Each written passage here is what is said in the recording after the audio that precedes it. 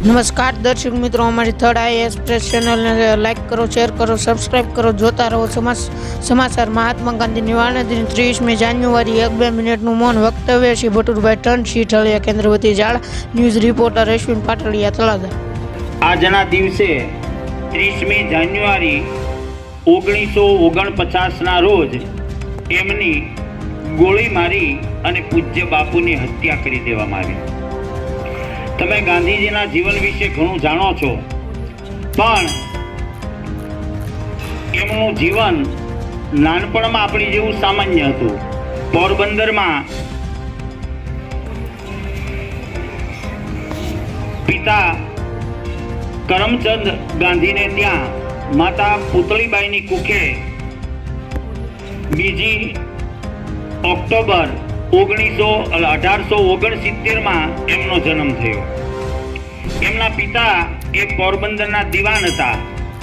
ભણવામાં પણ એ સામાન્ય હતા અને અક્ષર તો એટલા બધા ગરબડિયા હતા કે ગાંધીજીએ સુવિચાર આપેલો કે ખરાબ અક્ષર એ અધૂરા ભણતરની નિશાની છે, અથવા તો સારા અક્ષર એ હાથનું આભૂષણ છે, ઘરેણું છે.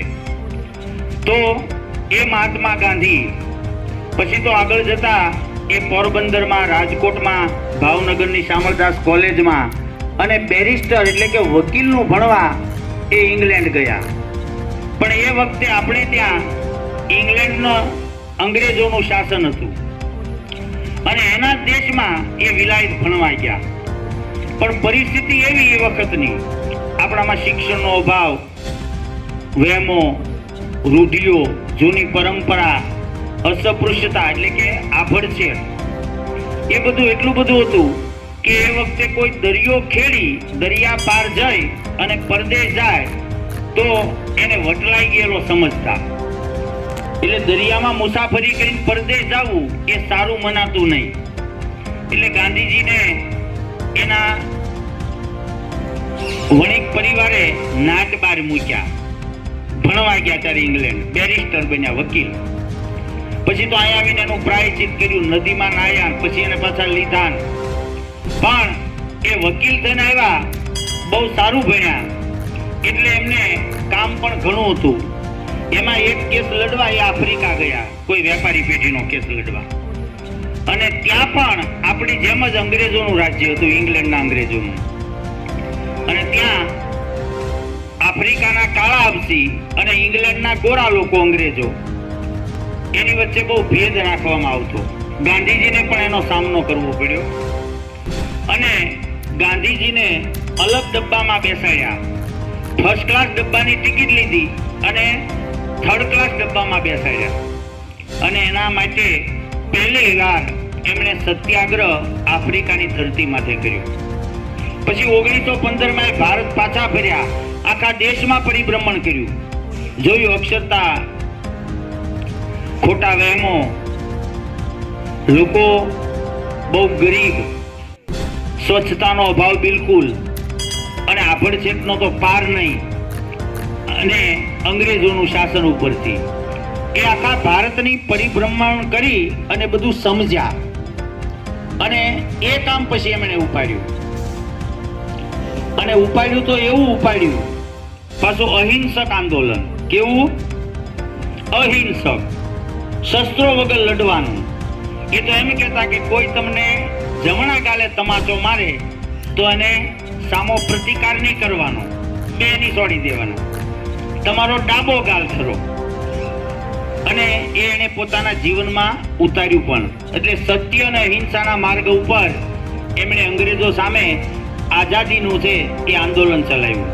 આપણા અનેક ક્રાંતિકારીઓ શસ્ત્રો દ્વારા આંદોલન ચલાવતા હતા. અનેક ક્રાંતિકારીઓએ બલિદાનો દીધા, ઘણાના નામ પણ આપણે જાણીએ છીએ.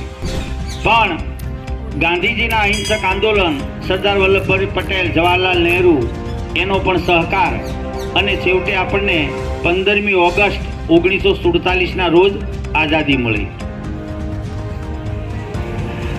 અને ગાંધીજીનું લખેલું પુસ્તક કયું ખબર છે? ગાંધીજીએ એક પુસ્તક લખ્યું પોતાના જીવન વિશે. એનું નામ શું એ પુસ્તકનું? સત્યના પ્રયોગો. શું? સત્યના પ્રયોગો, પોતાના જીવનમાં જે કાંઈ ઘટ્યું બન્યું એ એણે પુસ્તક રૂપે પ્રગટ કર્યું. એવું નહીં કે આપણે લખીએ તો આપણી સારી બાબતો હું કરું તો મારા વખાણ જ કરું ને, મારામાં ખામી હોય તો તમને ન કહું. પણ ગાંધીજીએ બધું એમાં આલેખ્યું છે સત્યના પ્રયોગો પુસ્તકમાં. પોતે કેવી ભૂલો કરી, ભણવામાં કેવા હતા, એ બધું જ એણે સ્વીકાર્યું છે. એટલે ગાંધીજીના સત્યના પ્રયોગો એ પુસ્તક આજે પણ દુનિયાભરમાં વંચાય છે. તો આજે મહાત્મા ગાંધીનો નિર્માણ દિન એટલે શહીદ દિન છે. ઉપરાંત ભારતની આઝાદીની લડતમાં આપણે જે ક્રાંતિકારીઓના નામ જાણીએ છીએ કે ભાઈ શહીદ ભગતસિંહ, ખુદીરામ બોઝ, સુભાષચંદ્ર બોઝ, ઘણા બધા, લાલા લજપતરાયથી માંડીને, પણ એ તો ઇતિહાસના પાને અમર થઈ ગયા. પણ એવા સેકન્ડો છે કે જેના નામ પણ કે નોંધાયેલા નથી, છતાં એણે આવા આંદોલનમાં કે લૂંટફાટમાં, અંગ્રેજોને હંફાવવામાં બલિદાન આપ્યા છે. એવા બધા શહીદોને યાદ કરવાનો આજે દિવસ એટલે શહીદ દિવસ.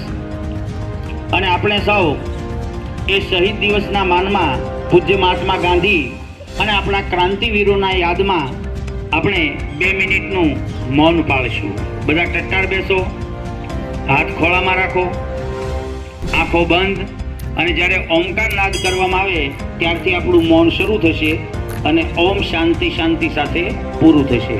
આંખો બંધ, એક જ ઓમકાર નાદ કરવાનો છે.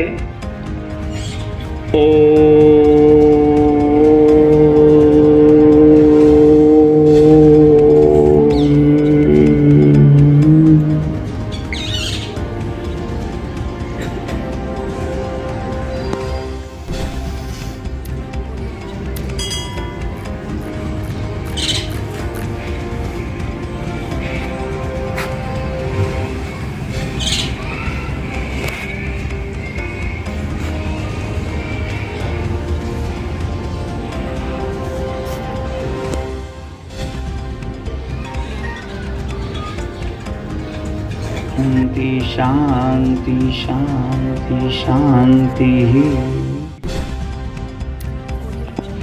ભારતને આઝાદી મળી પછી એ આઝાદ ભારતમાં ગાંધીજીએ માંડ 5 મહિના સુધી શ્વાસ લીધા છે. અને દિલ્હીમાં બિરલા હાઉસમાં જે મંદિર હતું ત્યાં બાપુ રોજ સાંજના સમયે પ્રાર્થના કરવા જતા.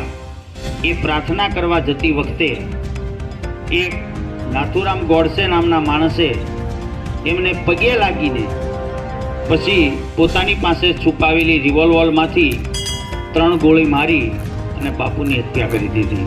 હે રામ એમના છેલ્લા શબ્દો છે. અને એ મહામાનવે સદાને માટે આંખો મીચી દીધી. અસ્તુ. જય હિન્દ.